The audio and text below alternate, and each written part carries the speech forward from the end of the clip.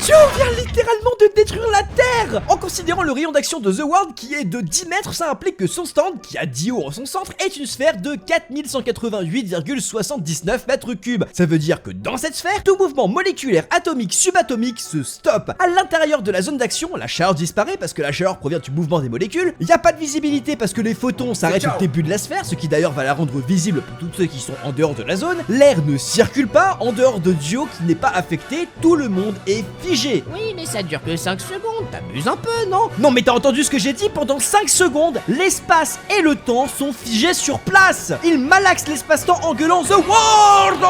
Et à force de le spam comme le dernier des dégénérés, les effets sont théoriquement tellement violents qu'ils deviennent permanents pour la fabrique de l'espace-temps. Ça veut dire que c'est un peu comme si t'étais tiré un bout de plastique, car au bout d'un moment ça craque et ça se déchire. Bah là c'est pareil. À force de stopper le temps, des perturbations gravitationnelles pourraient alors apparaître, déclenchant des pertes de gravité locales et déréglant l'orbite terrestre, qui pourrait alors entrer dans une orbite beaucoup plus proche de celle du Soleil, ce qui nous sortirait de la zone miraculeuse dans laquelle nous sommes, ce qui a quand même permis la vie sur Terre. Donc Dio est bel et bien en train de défoncer la Terre à chaque putain de fois qu'il gueule